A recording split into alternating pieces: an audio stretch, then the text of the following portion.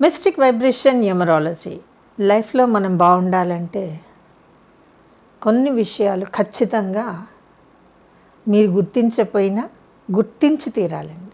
ఒకటి, మన లైఫ్ అనేది కొన్ని కర్మల మీద, కొన్ని బ్యాలెన్సెస్ మీద ఖచ్చితంగా ఉంటుంది. ఇలా ఉండడం వల్ల మనం ఒకవేళ గ్రహాలను నమ్మామనుకోండి, గ్రహాల ప్లేస్మెంట్ కూడా పూర్వజన్మ కర్మానుసారమే ఆ ప్లేస్మెంట్ వస్తుంది. ఇది పక్కన పెడదాం. యూనివర్స్ అనేది ఒకటి ఉంటుందండి, అందులోనేగా మనం ఉన్నది. యూనివర్స్ ఎప్పుడూ కూడా చేంజ్ అవుతూనే ఉంటుందండి. అది ఒక చోట స్థిరంగా ఉండదు, ఒక పని చేసి స్థిరంగా ఉండదు, కాన్స్టెంట్ చేంజెస్ అన్నమాట. దీనికి నేను ఒక నిర్వచనం చెప్తాను. కష్టాలు వస్తాయని అనుకుంటామండి మనం. కష్టాలు వచ్చినప్పుడు అవి ఎల్లకాలం అలాగే ఉంటాయా? ఉండవు. కానీ ఈ కష్టం అనేది మనం డెవలప్ అవ్వటానికో, అప్లిఫ్ట్ అవ్వడానికో ఉంటుంది. అలాగే యూనివర్స్లో కాన్స్టెంట్ చేంజెస్ ఉంటాయి కదండి. దానికి తగ్గట్టుగా మనం కూడా చేంజ్ అవుతూ మన కెపాసిటీని పెంచుకుంటూ, కష్టపడాల్సిన చోట కష్టపడుతూ, ధర్మంగా ఉండాల్సిన చోట ధర్మంగా ఉంటే మీకు ఖచ్చితంగా ఏదో ఒక రోజుకి అప్లిఫ్ట్మెంట్ అనేది రాదంటారా? యూనివర్స్ విధించినటువంటి సూత్రమే ఇది. కంటిన్యూ చేంజెస్ అండి. అది మీకు ఎక్కడ కనపడుతోంది? ఇవాళ 1వ తారీఖు అయితే రేపు 2వ తారీఖు వస్తుంది, ఎల్లుండి 3, ఇలాగా అది తిరుగుతూనే ఉంటుంది. ఒక సెకండ్ తర్వాత ఇంకో సెకండ్ వచ్చేస్తుంది, ఒక నిమిషం తర్వాత ఒక నిమిషం వస్తుంది, 1 అవర్ తర్వాత ఇంకో 1 అవర్ వచ్చేస్తుంది. అంటే ఇదంతా కూడా చేంజ్ కాదంటారా? ఇంత చేంజ్ల్లో మన పేరు, అక్షరాలు, నెంబర్లు ఇవన్నీ చేంజ్ అవ్వండి.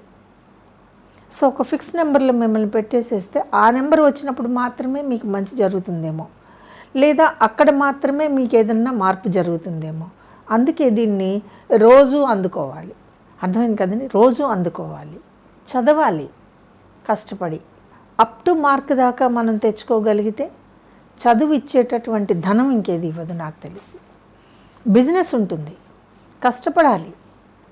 అప్ టు మార్క్ దాకా మీరు కష్టపడితే ఆ బిజినెస్ మీకు బాగుంటుంది.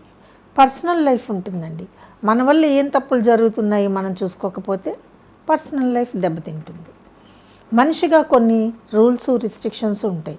అవి మేము ఫాలో కాము, మా జీవితం మా ఇష్టం అని అనుకున్నప్పుడు హాస్పిటల్స్ ఉండనే ఉన్నాయి కదా.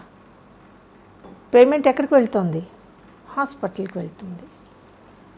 ఇవన్నీ కాదండి, మేము బాగుండాలి అంటే ఎలా ఉంటామండి? యూనివర్స్లో ఉన్నవే ఇవన్నీ. సో యూనివర్స్ మీకు 2 మార్గాలు ఇస్తుంది. బిజినెస్ చేసి ధనం సంపాదించండి, బ్రహ్మాండంగా చదువుకొని ధనం సంపాదించండి. ఏదైనా చివరికి ధనమే. చదవకుండా మనకి ఆ పోస్ట్ కావాలి, ఈ పొజిషన్ కావాలి, ఈ సీట్ కావాలంటే ఎక్కడొస్తుంది మీకు? అందులో ఇంత జనాభా ఉన్నటువంటి ఈ సిచ్యుయేషన్స్లో కనీసం కాస్తైనా కాంపిటీషన్ ఉంటుంది కదండి. మన లైఫ్ బాగుండాలంటే ఖచ్చితంగా కొన్ని ఫాలో కావాలండి. చదివే టైంలో చదవాలి, ఉద్యోగం సమయంలో ఉద్యోగం చేయాలి. ఇవి 2 బాగున్నాయి కదా అని మన ఇష్టం వచ్చినట్టు మన జీవితాన్ని గడిపేసేస్తే చివరి ఆఖరికి వెనక్కి తిరిగి చూస్తే ఏమీ మిగలదు. కాబట్టి దానికి కొన్ని రెస్ట్రిక్షన్స్ ఉండాలి. ఇదంతా ఎందుకు చెప్పాను అంటే కొన్ని నక్షత్రాల గురించి మీతో పంచుకుందాం అనేటటువంటి ఇది వచ్చింది. ఎందుకు అంటే ఎంత అవునన్నా కాదన్నా కూడా భారతదేశం సనాతన సంస్కృతి అనుకున్నప్పుడు నక్షత్రం ఉంటుంది. సో నేను ఈ విషయాలని ఇప్పటి వరకు టచ్ చేయకపోవడానికి కారణం నాకు విద్య నేర్పించినటువంటి గురువుకి నేను ఇచ్చినటువంటి మాట. ఈ మాట ఈ సంవత్సరం ఆగస్టులో పరిపూర్ణం అయిపోయింది. కాబట్టి నాకు తెలిసిన విషయాలు నక్షత్రాల పరంగా కొన్ని మీతో పంచుకుంటాను. ఇవాళ ఫస్ట్ నేను చెప్పేది అశ్విని నక్షత్రం. ఇప్పుడు ఇక్కడ ఉంటుందండి. అశ్విని నక్షత్రానికి అక్షరాలు ఏమున్నాయి దాంతోనే పెడదామా అంటే, అశ్విని నక్షత్రం అనగానే మీకు సిహెచ్ కానీ సి కానీ దాంతోనే వస్తాయండి. సిహెచ్ఓ కానీ, సిహెచ్ఈ కానీ, సిహెచ్ఈవై కానీ, ఇలాగా. అంటే మనం తెలుగు అక్షరాలను ఇంగ్లీష్లోకి ట్రాన్స్లేట్ చేసుకున్నప్పుడు ఇటువంటి అక్షరాలన్నీ వచ్చినాయి. సో అశ్విని నక్షత్రం తాలూకు పేరు ఎవరికి పెట్టాలండి? అశ్విని నక్షత్రంలో పుట్టేస్తే చాలా. అర్థమైంది కదండి? యాక్చువల్గా అశ్విని నక్షత్రం తాలూకు పేర్లు మనము కృత్తికా నక్షత్రం వాళ్ళకి ఇచ్చామనుకోండి, మెడికల్ లైన్లోకి వెళ్ళటానికి అవకాశం ఉంటుంది. అలాగే అశ్విని నక్షత్రం ఇంటికి ప్రథమ సంతానం అనుకోండి, ఆ సమయంలో పుట్టిన వాళ్ళు ఇంటికి ప్రథమ సంతానం అయితే కనుక అశ్విని తాలూకు లక్షణం ఏమిటి అంటే జీవితంలో ఫాస్ట్గా ఎదగటం, ప్రతి పనిని ఫాస్ట్గా చేయటం, ఇవి 2 లక్షణాలు ఉంటాయి.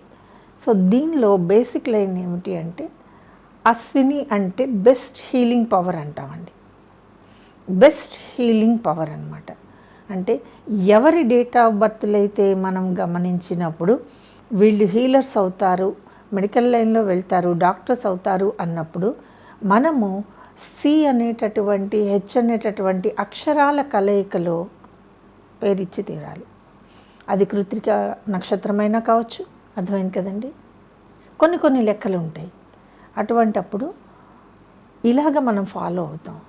సో నక్షత్రాలలో మొట్టమొదటి నక్షత్రం అశ్విని నక్షత్రం.